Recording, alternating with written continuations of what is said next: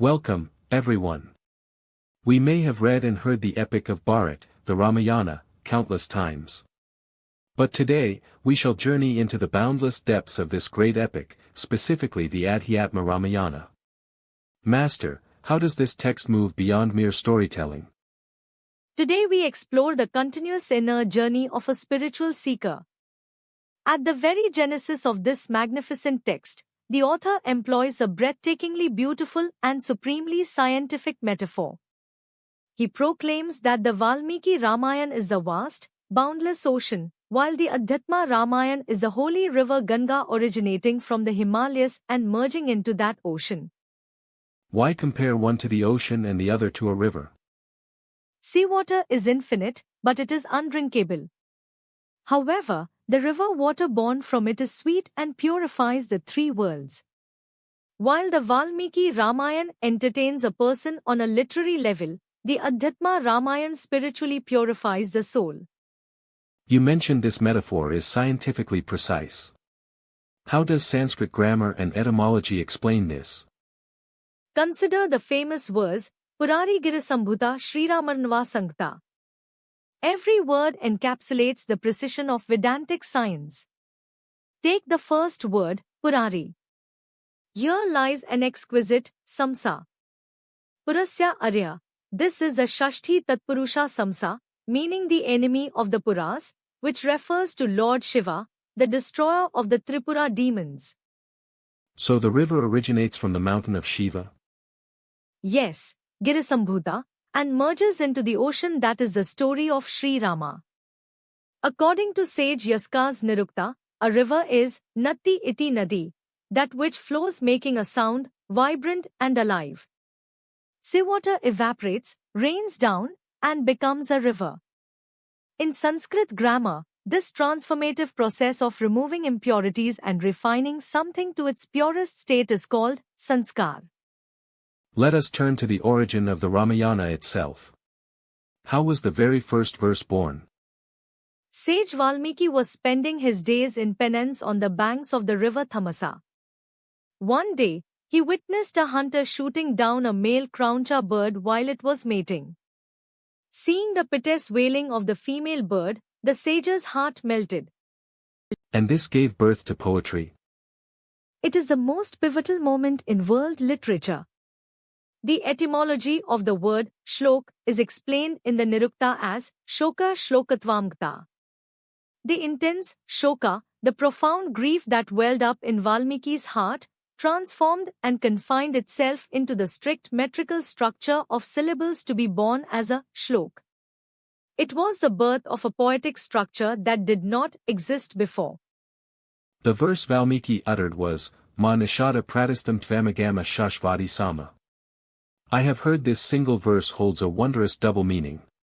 Is that true? Yes, here we witness the ultimate beauty of the Sanskrit language, Shleshalankara, the figure of speech involving double meaning, and Padachheda, the precise splitting of words. The literal meaning is a fierce curse, O hunter, may you never attain peace for endless years, because you killed one of the Crowncha couple infatuated with lust. And the second, hidden meaning? Our intellect is stunned when we split the words differently. In Ma Nishada, Ma means goddess Lakshmi or Sita. Nishada means one who resides. Therefore, Ma Nishada translates to, O thou in whose chest goddess Lakshmi perpetually resides. It is a direct invocation of Lord Sri Rama. The curse transforms into a supreme blessing. So Valmiki wrote the 24,000 verses of his epic, but sage Veda Vyasa compiled the Adhyatma Ramayana. What is the fundamental difference between the two? The author highlights a crucial difference. While the Valmiki Ramayana brings God down to the human level, portraying him as Maryada Purushottama, the ideal human, the Adhyatma Ramayana elevates the human to the level of the supreme God. So the goal is absolute union. Precisely. The ultimate goal of Vedanta is not for God to become like man, but for man to become like God, achieving Jivatma Paramatma Aikyam, the absolute union of the individual soul and the supreme soul. But Master, there are certain paradoxes in the Ramayana that seem to defy worldly logic and ethics, such as the killing of Bali from behind, and the abandonment of Sita. How are these justified? The purpose of epics is not merely to narrate a story, but to elucidate Vedic truths. When the necessity of establishing an absolute spiritual truth clashes with worldly laws, the worldly laws must sometimes be sacrificed. In Dharma Shastra, this is called Dharma Sukshmam. So there are two levels of truth at play. Yes. Vyavharika Satya, which is empirical truth, and Paramarthika Satya, absolute truth. When worldly law and absolute truth collide, worldly laws must be discarded. Slaying Bali from behind might seem contradictory from a worldly perspective, but it was an absolute spiritual necessity to eradicate pervasive unrighteousness. Let us dive into the profound philosophical depths of the Bala Kanda. What is the true meaning of the sound Rama? Here we realize Rama is not merely a king of Ayodhya, but an eternal, immortal principle. According to the Nirukta and Padma Purana, Rammante Yoginosmin iti Rama. The state of Satchidananda, existence consciousness bliss, in which the liberated yogis constantly revel is Rama. He is the supreme consciousness, completely devoid of all limiting adjuncts. And what about Sita? According to grammar, Sinoti iti Sita. She is the Mula Prakriti, primordial nature, subordinate to the Supreme Soul, composed of the three gunas, and the fundamental cause of all universal creation.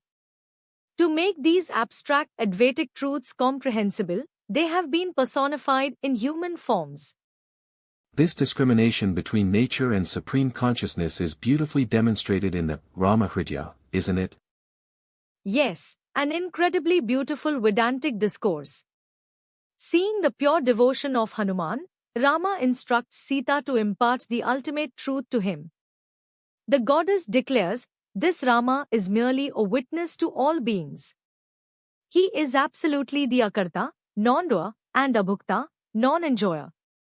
In Rama's presence, it is I, the Mula Prakriti, who performs all actions. So Rama does absolutely nothing. The creation, preservation, and destruction of the universe occurs solely due to the special presence of Rama, yet the attributeless Rama does nothing. It is only when the soul, ignorant of its true nature, appropriates the qualities of Prakriti and falsely identifies itself as the doer, that it becomes trapped in the endless cycle of samsara. Realizing Hanuman was not completely satisfied, Lord Rama himself imparts the ultimate example of space to him. How does this explain Advaita Vedanta? This is the perfect illustration of Avacheda Vada, the theory of limitation. The Lord explains, space is only one, it is the Mahakasha, permeating everything.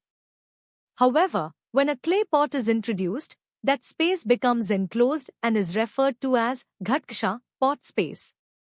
And when the pot breaks? When the pot breaks, the Ghatksha ceases to exist as a separate entity and remains exactly as the original Mahakasha. It was never born, nor does it die. Similarly, the non-dual Supreme Soul is the Mahakasha. Limited by the body, it appears as the Jiva. Reflected in Maya, it appears as Ishwar. When the adjuncts of ignorance are destroyed, only the attributeless Nirgun Brahman remains. Let us transition to the actual incarnation in Ayodhya. There is so much symbolism here, starting with Mother Earth taking the form of a cow to voice her grievances to Lord Brahma. Yes. In Sanskrit, according to Nirukta, Gau means both a cow and the earth. The earth is suffering from the inner torment of adharma. Now look closely at Ayodhya. Ayodhya means the place that cannot be conquered by waging war against the dualities of ignorance. It represents a righteous soul refined through penance. And the ruler, King Dasaratha. According to Sanskrit grammar, it is a Bahuvrihi Samsa, Dasha Indriyani Rathani Yasya Sa. He who drives the chariots that are the 10 senses, that is, this very human body. His lifespan of 60,000 years symbolized the vast duration of countless past births required for a soul to become ripe for establishment in the Absolute. That is mind-blowing. What about Dasaratha's 3 wives and the 4 sons that are born to them? According to Vedantic science, the wives represent the 3 fundamental powers within the soul: power of will, power of action, and power of knowledge. Trapped in this cycle of karma, when the soul matures, the Supreme Lord incarnates in 4 forms. Do the 4 sons represent the 4 states of the Mandukya Upanishad? Precisely. Vishva, Tejsa, and Pragya. An ordinary human only possesses these 3. Transcending all of these, a highly realized soul awakens to the 4th state of existence consciousness bliss, the Turiya state. That Turiya is Rama. This is why his is the Purna Avatar, the complete incarnation. As time passes, the princes return from their education living in intense dispassion, or Vairagya. At this exact moment, sage Viswamitra arrives. This has a profound internal dimension. When intense Vairagya grows within the soul, God himself arrives serendipitously in the form of a guru. Viswamitra initiates them into the 2 great mantras, Bala and Abala, eradicating thirst and hunger, which means abandoning Dehabhimana, body consciousness.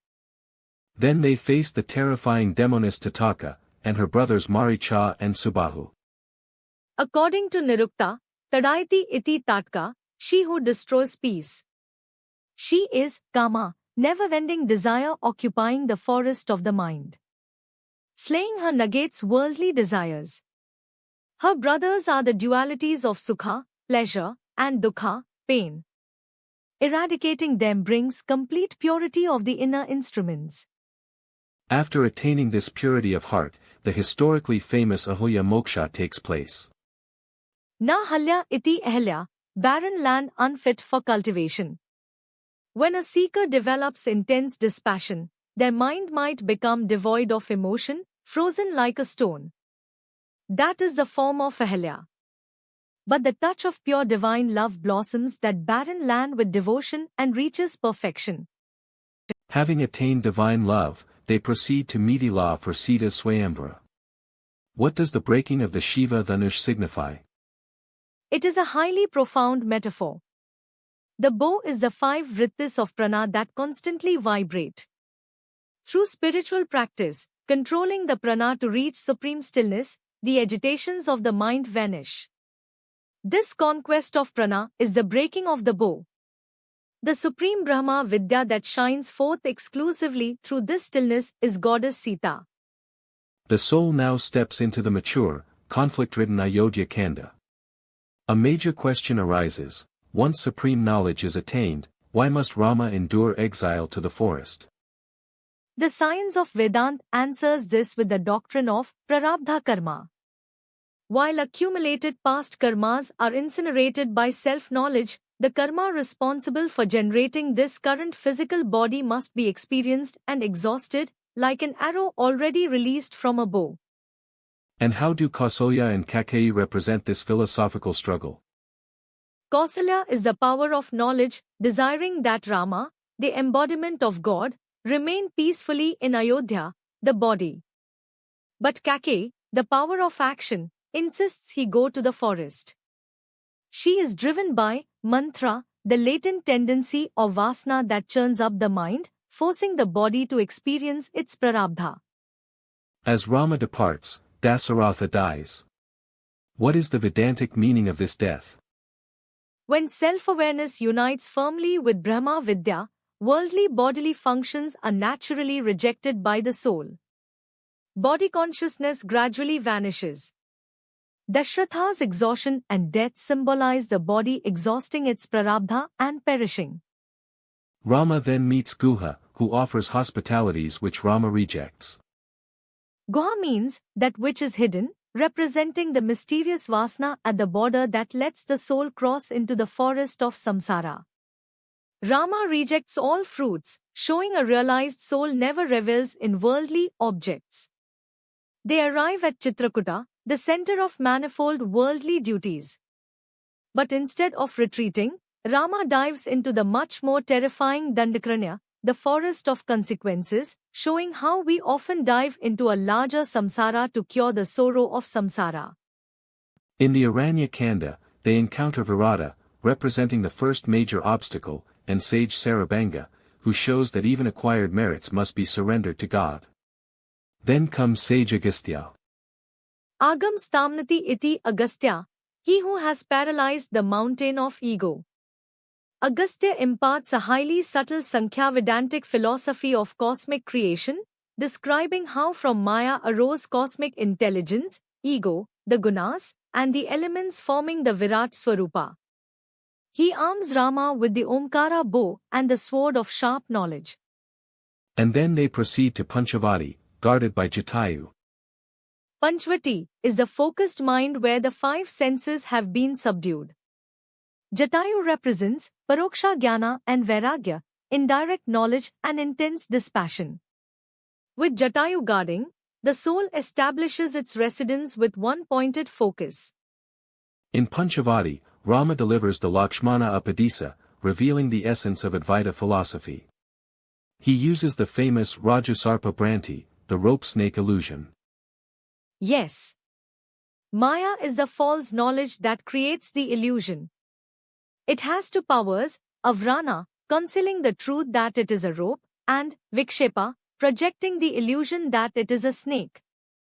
This illusion of samsara is dispelled only by unblemished devotion. And into this tranquil state blows the fierce storm of Shurpanakha. Shurpanakha represents Vishayasakti, lust and attachment to sense objects.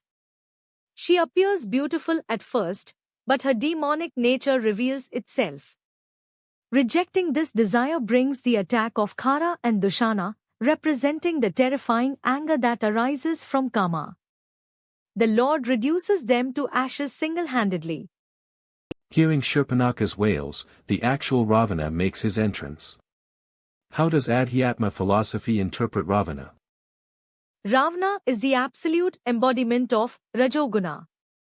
The cosmic activity of a passionate soul expanding outward through the 10 sensory doors is Ravanatvam. His brothers are Kumbhakarn, representing Tamoguna or ignorance, and Vibhishan, representing Sattva Guna. The ever-pulsating mind where they all reside is Lanka. Ravana uses Maricha, the golden deer, to abduct Sita. Maricham means a mirage. When Rama is infatuated with the golden deer, his dispassion dims. Discrimination is lost when the mind gets entangled in alluring forms, ultimately resulting in the loss of Sita, the Brahma Vidya. The god Jatayu's wings are severed, meaning dispassion is lost, and the soul plunges into darkness. Wandering in darkness, Rama meets Shabri, a tribal woman who offers him bitten fruits. What does she represent? Shabri proves that blind yet utterly firm, unblemished devotion through Navada Bhakti makes God realization accessible to anyone. Empowered by her devotion, they reach the Pampa lake. Reverse the syllables of Papa and you get Pampa. It symbolizes the pure, immaculate mind where sins are destroyed. And this purified mind awakens Viveka, discrimination, portrayed as Sugriva. Yes. And Sugriva's sworn enemy is Bali, representing Aviveka, ignorance living solely by physical strength and ego. It is Hanuman, the embodiment of Nashtika Brahmacharya, who swiftly brings them to Sugriva, showing how lifelong celibacy guides a seeker to the pinnacle of Viveka. Before the clash, Rama throws away Dundubi's skeleton and pierces 7 sala trees. Then he slays Bali from hiding, a great moral dilemma. Dundubhi's skeleton is Dehabhimana, body consciousness. The 7 trees are the passions of the Sapta Dhatus. Destroying them makes the seeker capable of slaying ignorance. As for Bali, Vedanta teaches that Nyaya is different from Satya. When Satya and Nyaya clash, God discards Nyaya to protect Satya. After this, the monkeys are sent to search for Sita. The monkeys are not mere apes, they are the Upanishadic mantras setting out in search of Brahma Vidya. Only Hanuman's group heading south achieves the goal. Aided by Swayamprabha's radiant consciousness and Sampati's regained wings of knowledge and dispassion, Hanuman prepares to leap. We reach the Sundara Kanda. Why is this section called the beautiful chapter? Because the Upanishads describe Brahman as Satyam Shivam Sundaram. The moment of self-realization, when a soul crosses the ocean of samsara and finds the supreme Brahma Vidya hidden within itself, is more beautiful than anything else in existence. Hanuman's leap across the ocean involves three major obstacles. What do they signify? The ocean itself is samsara. He faces manka, the attachment to worldly comforts. He faces sursa, the projecting power of maya, overcome by subtle pratyahara. And singhika, the shadow catcher, representing past latent vasanas pulling the seeker back into samsara, which must be ruthlessly crushed. Hanuman sets foot on Lanka. What is the profound Samkhyavedanta philosophy behind Lanka? Lankate iti Lanka, that which is always pulsating. Our restless, ever-pulsating chitta, or mind stuff, is itself Lanka. The thousands of thoughts and emotions erupting from the gunas are the guardian demons. The entry into Lanka at midnight is the process of consciousness withdrawing from the external world and turning inward. And he finds Sita in the Ashoka Vana. Yes, Ashoka means no sorrow. She is the unconditioned knowledge revealed when prana is completely still. Hanuman gives her Rama's ring, surrendering karma to God, and receives the crest jewel, the supreme jewel of jnana. He then burns Lanka, reducing the restless chitta and past vasanas to ashes with the fire of knowledge. This brings us to the massive Yuddha Kanda. You mentioned these epic wars are actually internal conflicts within the human mind. Exactly. The monkey army represents the Shruti Vakyas, statements of the Vedas. To an ordinary mind, they jump around and seem contradictory.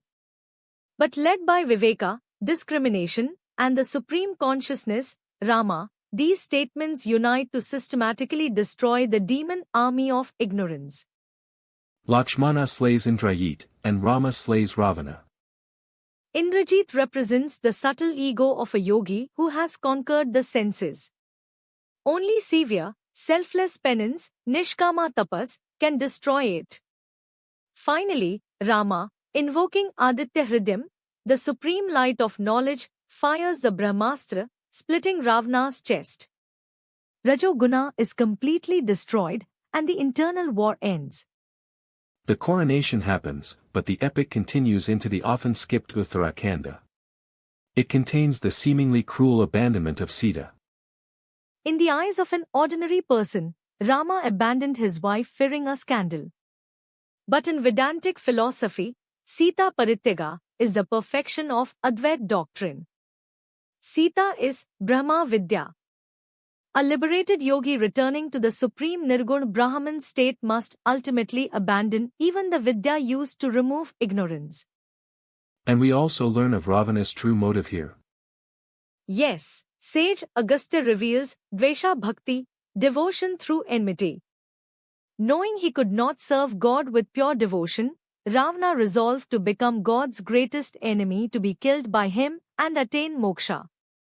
Finally, the epic ends with the Mahaprayana, the great departure, as all souls of Ayodhya merge completely into the Supreme Lord of Vaikuntha.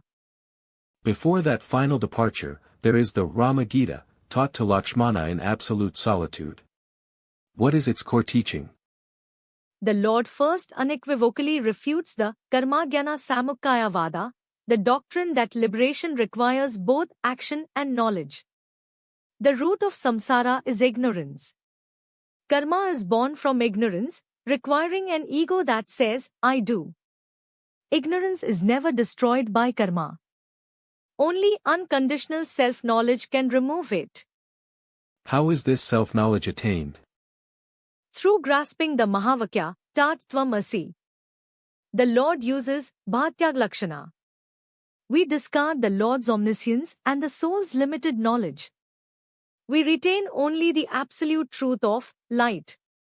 We realize the remaining pure witness consciousness is exactly one and the same. This is the absolute, divine fulfillment of the Ramayana Tattvam.